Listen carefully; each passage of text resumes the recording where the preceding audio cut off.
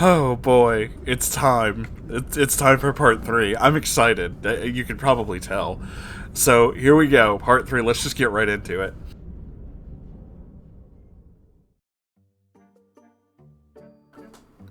So here comes the near end of me jotting down my turbulent 6-month excruciating relationship with Christian.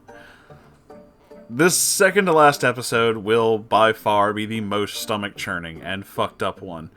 I mentioned in my last post that the breakup will be in this one, but that's only partially true.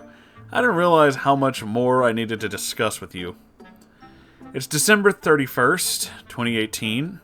I am leaving a family to go pick up Christian from the airport. Again, I still had that nasty gut feeling and I didn't know what was to come. I vowed myself again that this trip went wrong in any way. It's over for my own sanity. I pick up Christian from the airport, and all is well till we get on the freeway. He had his seatbelt on when I started driving, but soon I hear the beeping that signals that someone took their belt off. I didn't hear Christian shuffling around at first because it's 3 a.m. and I'm trying to focus on my 2-hour drive home. But I see something out of the corner of my eye soon. I'm going to describe this to the best of my ability. Christian is sitting on the front seat floor of the car, shuffling through his backpack. I'm going at least 70 to 75 on the freeway.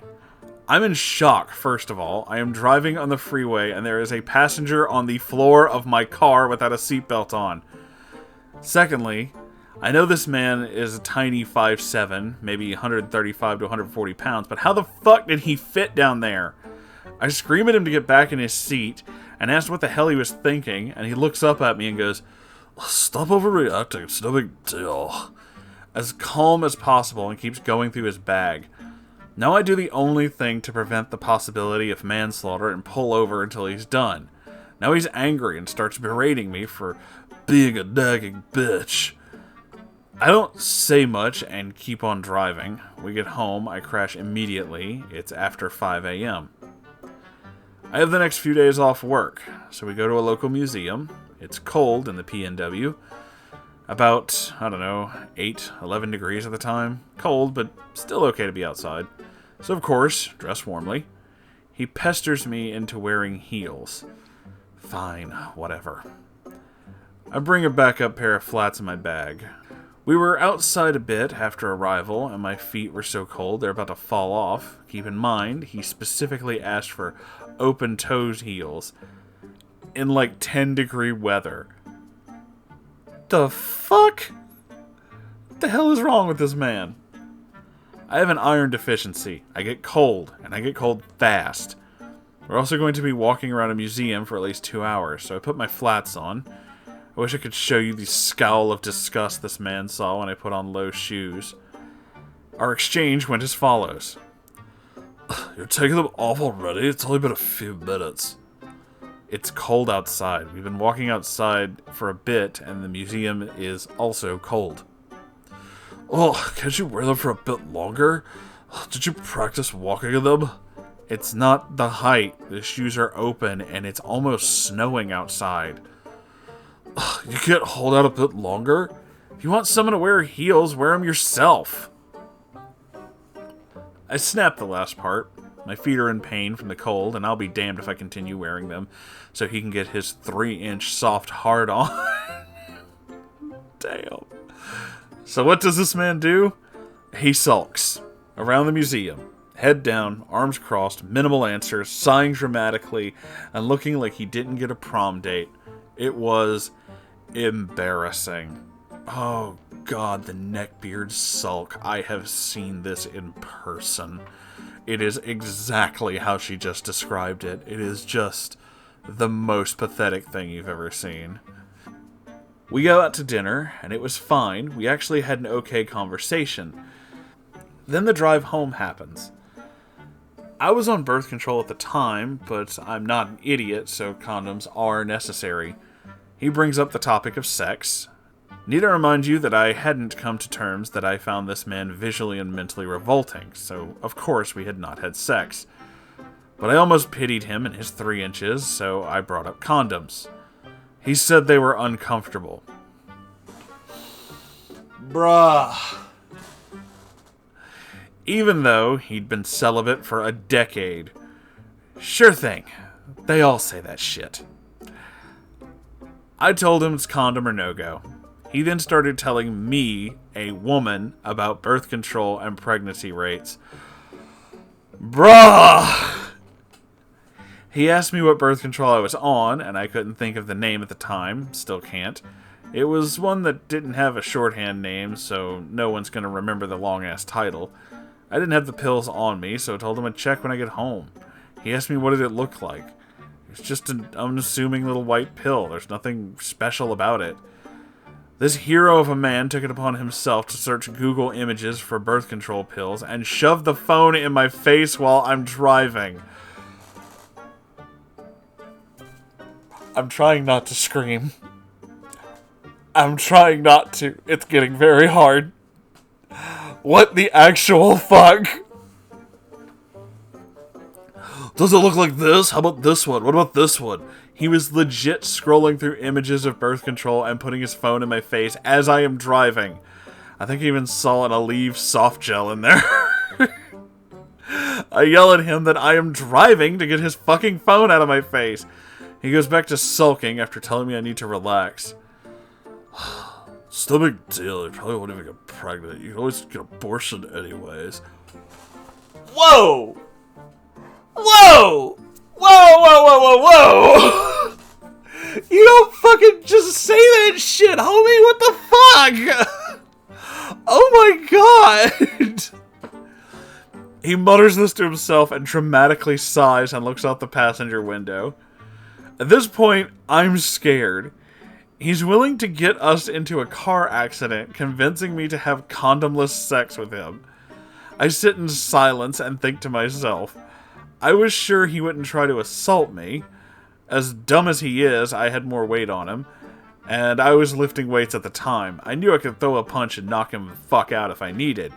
As dumb as he is, he and I both knew that his expertise lied in mentally wearing a person down and playing mind games, which explained his gaslighting and narcissism. So I made a point to keep my wits about me and keep one thought ahead of him. A lot of things after that were kind of a blur. I went back to work. He lay on his ass all day just playing on Reddit. He was a mod for a massive community until he got banned. And he claimed that that was his work. He used terms like second in command and captain and sergeant general to describe his roles as a mod. Oh, okay. I thought he made me cringe before, but I could not stop my face from contorting whenever he said these roles aloud. He assured me spending time on Reddit would help him exceed in his programming skills. I mean, he could look for an actual programming job, but okay, sure. I let my coworker know all about this. She expressed her distaste for Christian Grey the day of. I don't know why I didn't listen to her. We all do dumb things. But one day at work, I don't remember what specifically led up to this, but Christian and I started fighting. I know for a fact that he called me a name and insulted my appearance, and this time I ripped him a new one. He tried his old tactic of me misunderstanding him, but I had screenshots to shoot back at him showing exactly what he said. He got quiet for a long time. I mean hours. I assume he was thinking of a plan. Eventually, he gets back to me and he says that he had been kidding and he didn't know why I was overreacting. Nope, none of that. I told him I knew exactly what he said and his intentions were to hurt me, and I told him that we need to have a talk when I get home. I assume he knew what we'd be discussing, so he changed his tone. He went back to the wounded animal stance, that he was just a victim, that he didn't mean it. I wasn't budging, so he pulled another weapon out of his arsenal. He was going to hurt himself. Oh my fucking god.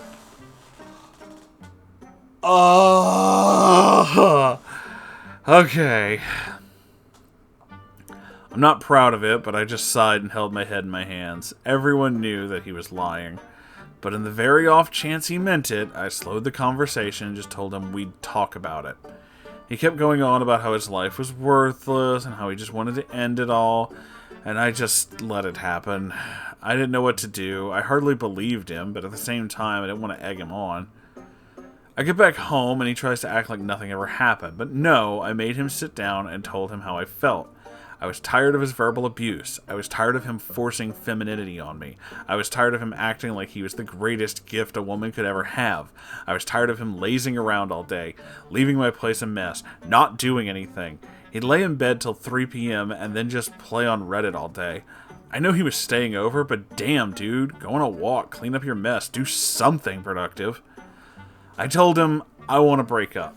I felt no love for him, and the relationship shouldn't have happened.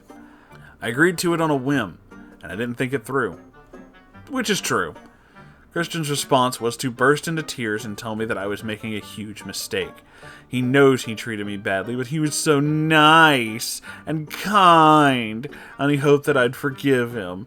I told him everyone makes mistakes, but at this point he is intentionally hurting me, and he knows that. He said that it was his illness. I told him even if that's true, it's not fair to me still. Then he dropped something so bizarre. He says, "Well, I've been living with my mom for so long and haven't dated in years. I'm still learning. It's a process."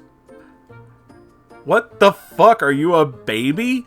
You learn how to treat people decent in fucking preschool. I was just so dumbfounded, and he kept pleading with me to give him another chance. I'm not proud of what I did, but I hatched a plan. I told him I'd give him another chance, but didn't tell him that I was going to break up with him after he left. I somehow knew he wasn't just going to let me go that easily, especially in person. So with that in mind, I mustered up the courage and just faked it. It was a painful few days, and my only solace was work and grocery shopping. He tried to get me not to go to work several times, actually trying to guilt me for it, but I still went.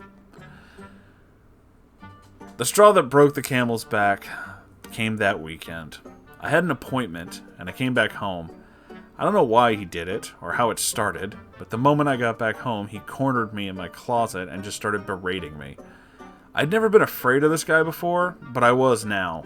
I don't remember what he said. I blocked it all out and ran outside.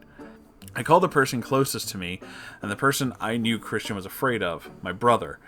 My brother, we'll call Tim, lived about an hour and a half away. He's a busy guy, but if I told him I was in danger, he'd come running.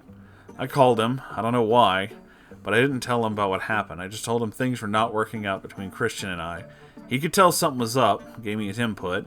I guess just hearing him made me feel better. It gave me the courage I needed. I went back inside and told Christian he needed to leave within the next 2 days because a family emergency with Tim came up.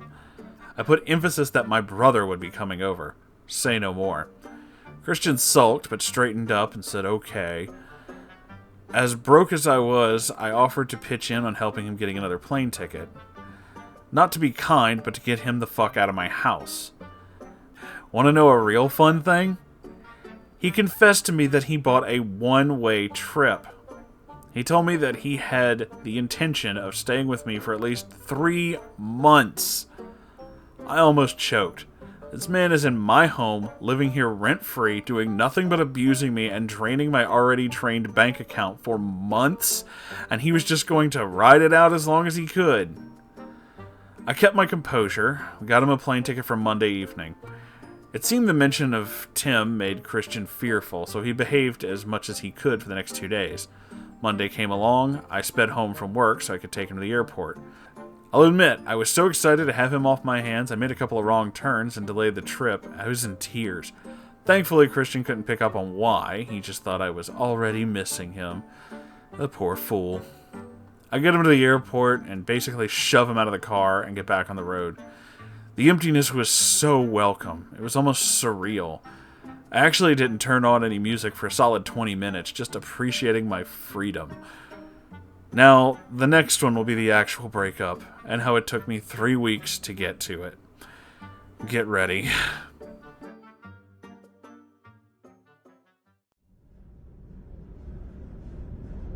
Oh my god. Every time I think this dude can't get fucking worse, he just manages to get worse, doesn't he? This motherfucker. This absolute manipulative motherfucker. Dude, I'm not at all surprised that his wife, if she ever existed, split up with him, because if this is how you fucking treat people, then Yeah, big shock. I know, oh my god, why would she ever leave? Oh, it's so fucking amazing. Like, fuck off, dude. He's such a douche. He is the biggest douchebag. He might as well have Summer's Eve printed on his fucking chest. He is the douche factory. It is incredible how much of a fucking asshole this man is. But again, I am so glad to hear that our wonderful OP is no longer having to deal with this guy. Or at least I assume she isn't. We'll find out in the next episode, won't we, kids? I'm excited for this one. This is a hell of a fucking story. Thank you all for being here. I love you all so very, very much. Please like, comment, subscribe. I have a merch store, and if you have your own story, send it to my subreddit, r/Moonhorse Stories. The links to all that are in the description below. This ending seems rushed, and it's because I'm literally about to go read the last part of the story. I'm really excited. I'm sorry, okay? I love you all, and I'll see you in the next story. Okay, goodbye, everybody.